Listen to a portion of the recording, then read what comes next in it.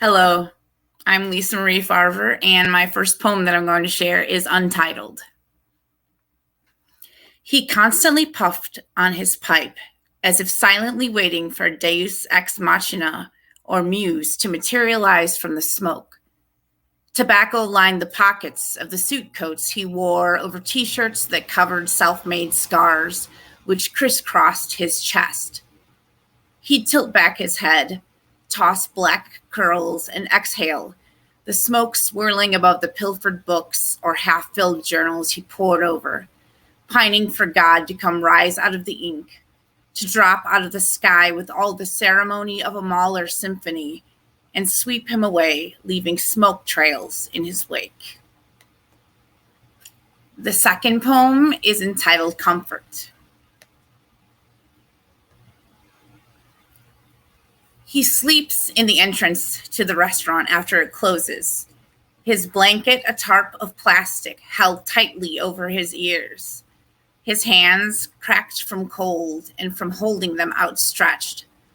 Next to him sits a box of someone else's half-eaten takeout, a cigarette half-smoked and snubbed out, like the first love he danced with when he was 12, like the first wife who left him, like the shrapnel of dreams he keeps tucked beneath his blanket, a tarp of plastic. Okay, this next one is called She Bends. She bends, folding her body awkwardly into yogasanas because she wants to be a better person and be one with the goddess tucked somewhere within, the one she's heard whisper from time to time, the one who's shown herself spontaneously, unexpectedly, and then dissolved like every reality or unreality tends to do.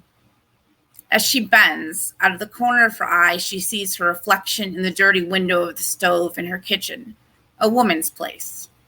And her cellulite is illuminated by overhead lights, dim enough to be forgiving, but just bright enough to highlight all that she loves and hates about herself. The thick hips that she can't blame on motherhood, the firm ass that is too often unappreciated but too often objectified, a tool she uses when she wants something. And she bends to the easy transaction of being a momentary doll with posable limbs. And she remembers that he said he'd never seen anyone move like her when she bent into downward-facing dog spontaneously and hovered over his body like a goddess unleashed, revealing herself spontaneously, unexpectedly, unwelcomely, and then dissolving like every reality or unreality tends to do, like time and space bent.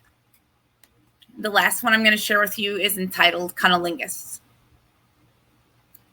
The tongue is a wicked instrument, even when it isn't forked. Want to know how to bring a woman to her knees? I've got a secret. Speak.